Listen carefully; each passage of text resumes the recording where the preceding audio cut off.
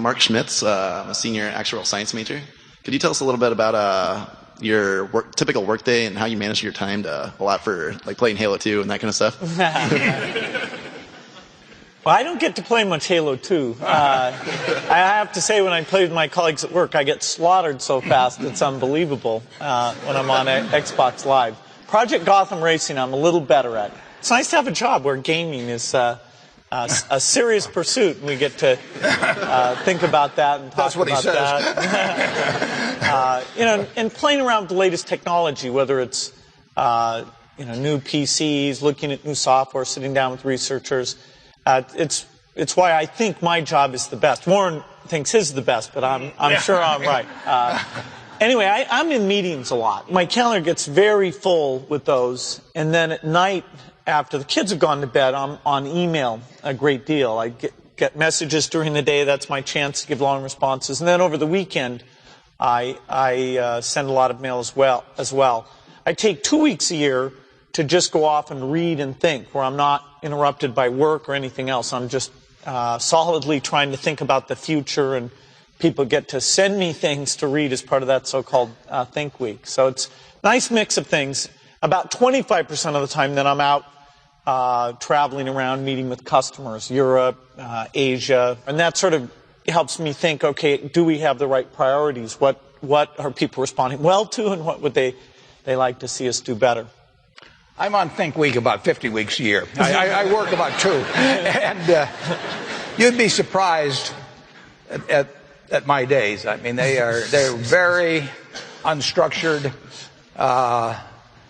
no meetings, none. I mean, I don't like meetings. And I read a lot. I wish I were a faster reader. I'd get more done. But I do read a lot, and I'm on the phone a moderate amount. Our businesses run themselves basically out there. My job is allocating capital, and that's what I'm thinking about. But I don't like to have things all packed hour to hour to hour. And Bill and I are both extraordinarily lucky. I mean, we really get to do what we like to do, the way we want to do it, with people that we choose to be around, and they're terrific. I mean, we've really got everything our way, and we're very fortunate. And in his world, he has a different kind of pace than I have, but we both love it the way we do it. And my guess is that we're each the most productive in that particular mode too, because it fits our personalities and aptitudes. My name is Ryan Menlick. I'm from Omaha, Nebraska. I'm a senior accounting major. And my question, Mr. Gates, is I received an email a couple weeks back from you, and it said that if I forwarded it to 20 people, I'd get $10,000. I still haven't seen the money yet. How do you think you got to be number 1 on that list? Yeah, I get a lot of that spam email myself. My favorite was they offered to cover my legal costs for just $1 a month. So I'm trying to track those people down. No, but in all seriousness, when you were just beginning your career, what sort of things do you think made a big impact in your success? What habits did you develop, and kind of what sort of things could you pass on to us as younger people? I had one habit that I developed when I was at college that was actually a very bad habit, which was I like to show people that I didn't do any work and that I didn't go to classes and I didn't care. And then at the very last minute, like 2 days before the test, I'd get serious about it. And people thought that was funny. That was my positioning, the guy who did nothing until the last minute. Then when I went into business, that was a really bad habit. And it took me a couple of years to get over that. Nobody praised me because I would do things at the last minute, and I tried to reverse to students I didn't think that highly of, who were always organized and had things done on time. I'm still working on it, but procrastination is not a good habit. Bill can change clothes in the car. I mean, that's why we don't insure him at Geico, incidentally. But he has a little of that habit left still. But the habits you develop, and I go back. The other thing is have the right heroes. I mean, I've always been lucky in that respect. And if the people you look up to are going to form your vision of what the world, how you want to be in later life.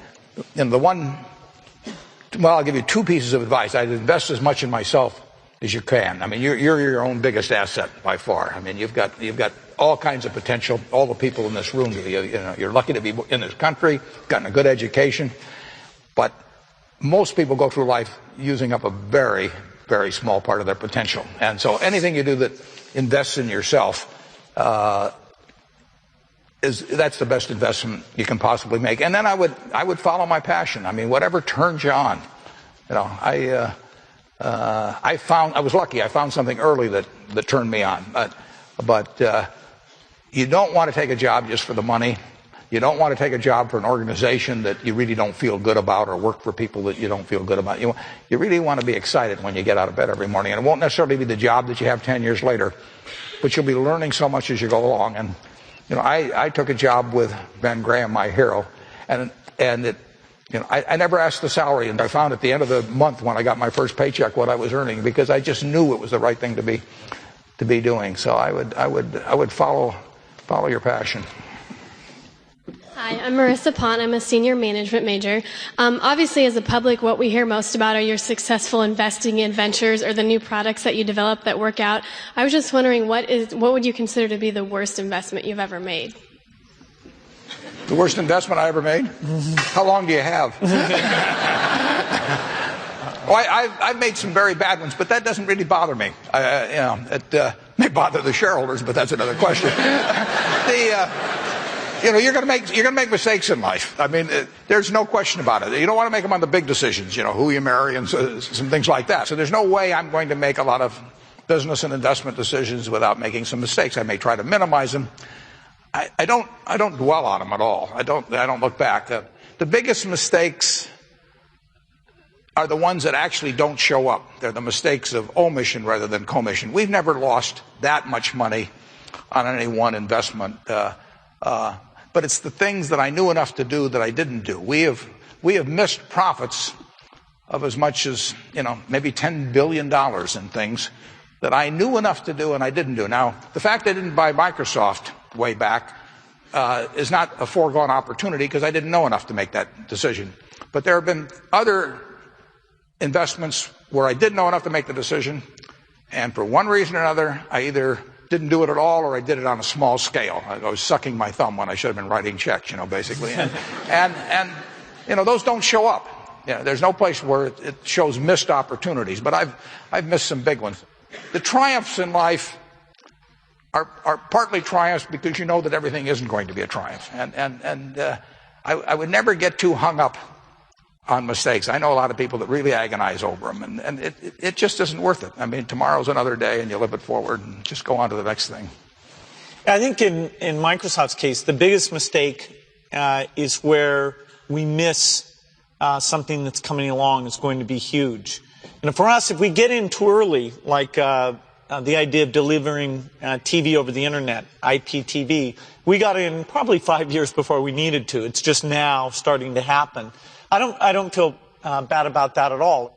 There's a few things like understanding direction, say the internet search would go, where we go, we're playing a tiny bit of catch up on that. Let's work some overtime on this little problem here. People are kind of underestimating our ability to move to the front of the pack there. And we've had that in many cases. We had that when the internet came along and became this big phenomena that we needed to really push the company into that. We had that when IBM broke off its relationship with us and went into competition with us. That was a very big challenge. But we don't want to have anything that comes along, some breakthrough in terms of how software is done, that we haven't gotten the best people in and are putting that together with the work we're doing. So it'd be missing something like that'd be our worst mistake.